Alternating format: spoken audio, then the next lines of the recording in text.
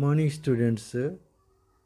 Welcome back to Surya Narayana Sahu Techno English. Today we shall discuss about pronoun. You know, pronoun is the word that replaces another word in a sentence, and the word that replaces another word in a sentence is called pronoun. You know, pronoun is the word that replaces another word in a sentence. Or we can say the word that replaces another word in a sentence is called pronoun. It is also called a substituting or replacing word because it replaces another word. In other words, the pronoun is a word that we use instead of a noun. Now let's move to see types of pronouns. In English, we have discussed different types of pronouns, and there are of 7 types. One is a personal pronoun, 2 self pronoun or reflexive or emphatic pronoun. The self pronouns are myself, yourselves, yourself, themselves, itself, himself, herself. So these are the self pronouns. As per their position or as per their place value in a sentence, they may be reflexive or emphatic pronoun. As per their place value or as per their place in a sentence, they might be either reflexive pronouns or emphatic pronouns. For example, if a self pronoun follows just after its noun, that is called emphatic pronoun. But if a self pronoun follows its pronoun, staying at a little distance from the noun, that is called reflexive pronoun. जदि self प्रोनाउनटी pronoun ठू टिके दूरे रहे ताको आमे reflexive pronoun कहू. Next one is demonstrative pronounce. Then indefinite pronoun, distributive pronoun, relative pronoun, interrogative or question pronoun. So these are the 7 types of pronouns. We have already discussed about them in our previous class. Today we shall discuss the different types of pronouns that are used in Hindi. Hindi रे थिबा pronoun गुडाक discussion करिबा. सर्वनाम in English that is pronoun, in Oriya that is सर्वनाम. राम आ रहा है, वह रोज school जाता है, उसे सभी प्यार करते हैं. प्रथम वाक्य में संज्ञा शब्द राम आया है. दूसरे वाक्य में संज्ञा, दिस इज संज्ञा, राम के बदले वह आया है. तीसरे वाक्य में संज्ञा राम के बदले उसे आया है. तीनों वाक्यों में यदि राम शब्द का प्रयोग होता तो सुनने में अच्छा नहीं लगता. अतएव संज्ञा शब्द के बदले बाद के वाक्यों में जिन शब्दों का प्रयोग किया जाता है उन्हें सर्वनाम कहते हैं. We have already discussed the words that are used instead of other nouns, other words are called pronouns. We have already discussed the words that are used instead of other words are called pronouns. हम लोग को ये सब आलोचना कर चुके हैं in English. सर्वनाम 6 प्रकार के होते हैं In Hindi there are 6 types of pronouns. In English there are 7 types of pronouns.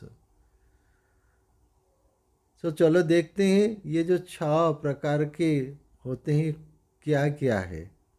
एक पुरुषवाचक पर्सनल प्रोनाउन, अंग्रेजी में in English that is also personal pronoun. 2 निश्चयवाचक डेमोन्स्ट्रेटिव प्रोनाउन। 3 अनिश्चयवाचक indefinite pronoun.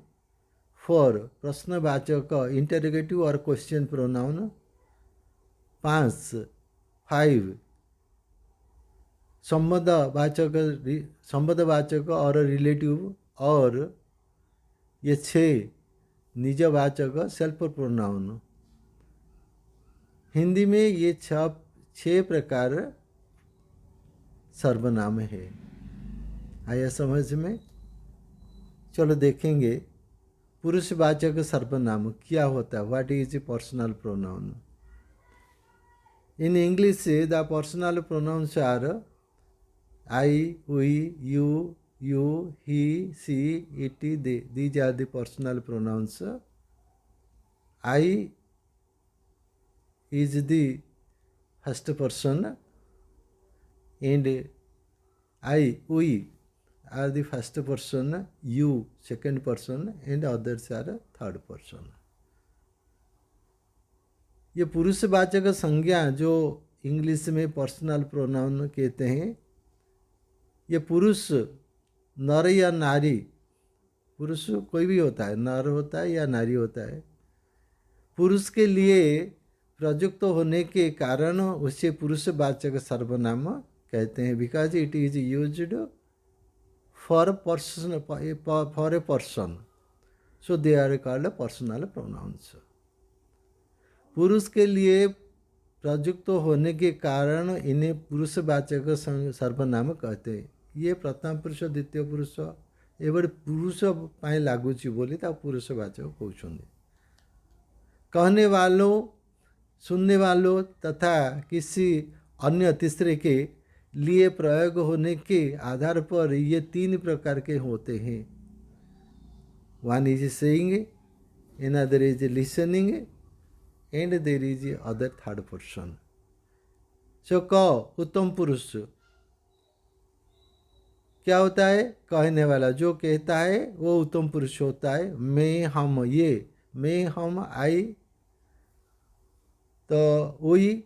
So these are first person in English, but Hindi में वो उत्तम पुरुष कहला जाता है, but in English they are first person. मध्यम पुरुष सुनने वाला, तू, तुम, आप, ये सब क्या होता है? मध्यम पुरुष होता है हिंदी में, but in English they are second person. Second person. ग अन्य या जिसी के बारे में बात कही जाए, वह, वे,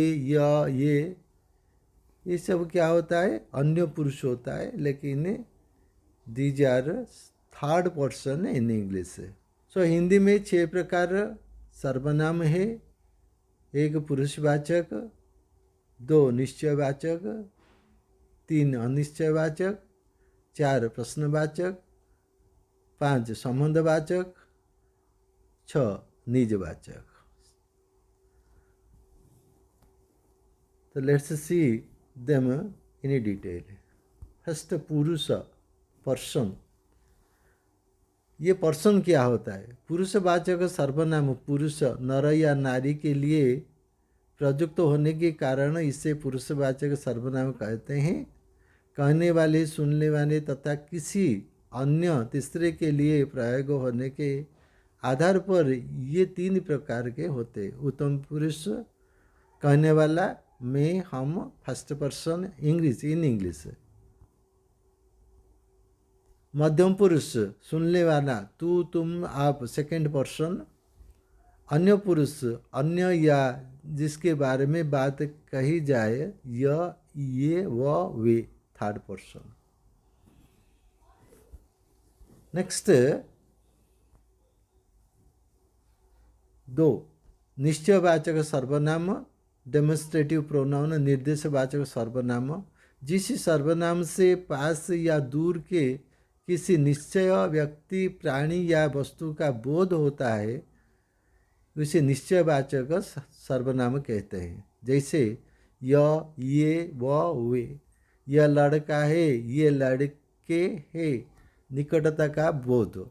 वह घर है वे घर है, दूरता का बोध।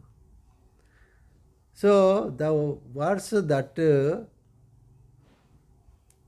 says about the thing whether close to us or distant to us, those words are demonstrative pronouns.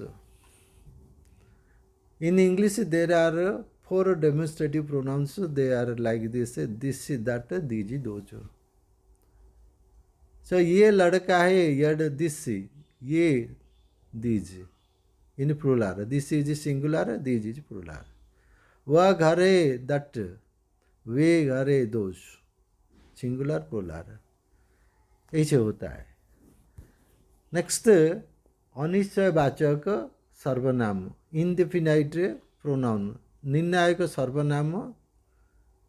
ये जो निर्णायक सर्वनाम ओडिया में लिखा हुआ है और this may not be totally applicable to अनिश्चयवाचक सर्वनाम, बट थोड़ा बहुत समझ में आता है। इसलिए जिस सर्वनाम से किसी व्यक्ति प्राणी या वस्तु का निश्चित रूप से बोध नहीं हो पाता उसे अनिश्चयवाचक सर्वनाम कहते हैं। जैसे कोई कुछ, कोई और रहा है, कोई आ रहा है, कोई आ रहा है, आँख में कुछ गिर गया है, मेज पर कुछ रखा है, वस्तु के लिए, ये प्राणी के लिए। आँख में कुछ गिर गया है प्राणी के लिए, कोई आ रहा है प्राणी के लिए, निज मेज पर कुछ रखा है वस्तु के लिए। निर्णायक सर्वनाम वाक्य रे जो सर्वनाम पद द्वारा विशेष्य पदर संख्या, परिमाण, निर्दिष्ट, अनिर्दिष्ट, निश्चित और अनिश्चित आदि विषयक धारणा निर्मित होता है ताको निर्णायक सर्वनाम कहा जाए। This is the definition of निर्णायक सर्वनाम, determining pronouns. Next one is प्रश्नवाचक सर्वनाम, that is in English interrogative pronoun. प्रश्नवाचक सर्वनाम जिस सर्वनाम से किसी व्यक्ति, प्राणी या वस्तु के बारे में पूछा जाता है उसे प्रश्नवाचक सर्वनाम कहते हैं। जैसे कौन, क्या, कौन पढ़ता है प्राणी के लिए, तुम क्या पढ़ते हो वस्तु के लिए, कौन सा, कौन सा का प्रयोग प्राणी और वस्तु दोनों के लिए होता है। कौन सा लड़का पढ़ता है प्राणी के लिए, तुम कौन सी पुस्तक पढ़ते हो वस्तु के लिए। So the words WH words, that the WH words who, whom, which, and when, where, why, how, these are the question pronouns in English.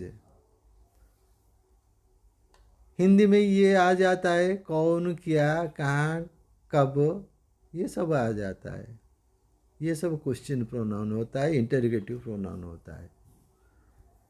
Next संबंधवाचक सर्वनाम, रिलेटिव प्रोनाउन, संबंध कारक व आपेक्षिक सर्वनाम इन ओरिया। जिस सर्वनाम से एक वस्तु का दूसरी वस्तु से पारस्परिक संबंध जाना जाता है उसे संबंधवाचक सर्वनाम कहते हैं।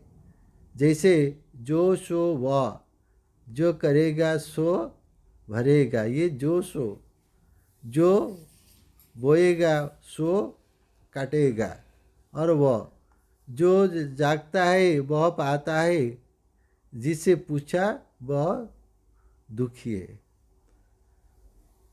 तो in English we use, there are 5 relative pronouns, they are who, whom, which, that and whose. Similarly